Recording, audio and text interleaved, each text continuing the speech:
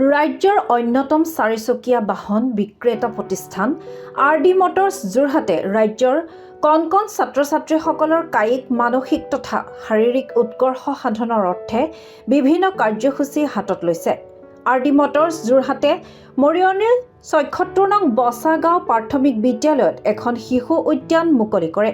উল্লেখযোগ্য যে এই প্ৰতিষ্ঠানে বছৰটোৰ ৫২টা সপ্তাহতে ৰাজ্যৰ বিভিন্ন প্ৰান্তৰ চৰকাৰী প্ৰাথমিক বিদ্যালয়ত এইদৰে শিশুসকলৰ বাবে এখনকৈ শিশু উদ্যান প্ৰস্তুত কৰি আহিছে, যাৰ ফলশ্ৰুতিত ইতিমধ্যে জিলাখনৰ লগতে ৰাজ্যখনত বিশেষ সমাদৰ অৰ্জন কৰিছে RD মটৰ্ছে। ইপিনে ব্যৱসায়ৰ সমান্তৰালকৈ প্ৰতিষ্ঠানটোৱে যি সামাজিক দায়বদ্ধতাৰ নিদৰ্শন দাঙি ধৰিছে সেয়া ৰাইজে আদৰ্শ বুলি অভিহিত কৰিছে আৰু আগলৈও এইদৰে কাম কৰি যাবলৈ আহ্বান জনাইছে স্থানীয় ৰাইজে। এই শুভ সময়ত প্ৰতিষ্ঠানৰ বিষয়ববীয়াই জনায় যে বিগত সময়ছোৱাত তেওঁলোকে বিদ্যালয়সমূহত ডেস্ক বেঞ্চকে ধৰি এইদৰে ছাত্ৰ-ছাত্ৰীসকলক সহায় কৰি অহাৰ লগতে বিভিন্ন সময়ত ৰক্তদান শিবিৰ অনুষ্ঠিত কৰি বহু ৰোগীক সহায় কৰি আছে আৰু এই সামাজিক কৰ্মৰাজি ব্যৱসায়ৰ সমান্তৰালকৈ অনাদি অনন্ত কাললৈ অব্যাহত থাকিব।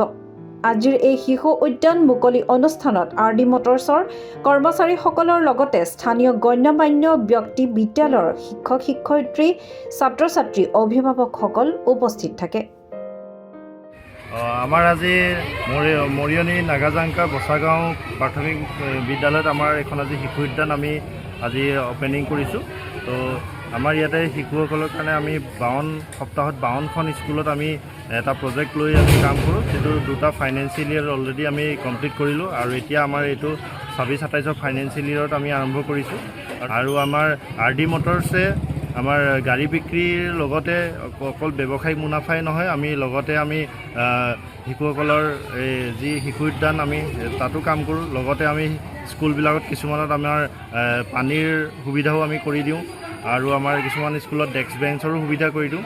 আৰু লগতে আমাৰ কি আছে, মহাগামীন উৎসৱ আমি পাতোঁ বছৰেকত।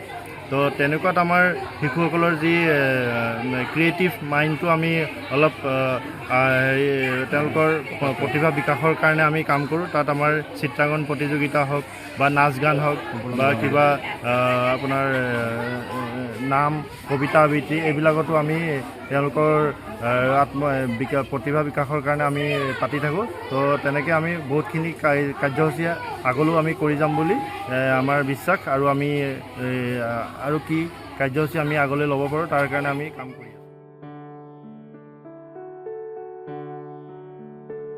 যোৰহাটৰ পৰা শ্ৰীমন্ত মাধৱ বৰুৱাৰ ৰিপৰ্ট, দাপোন টাইমছ।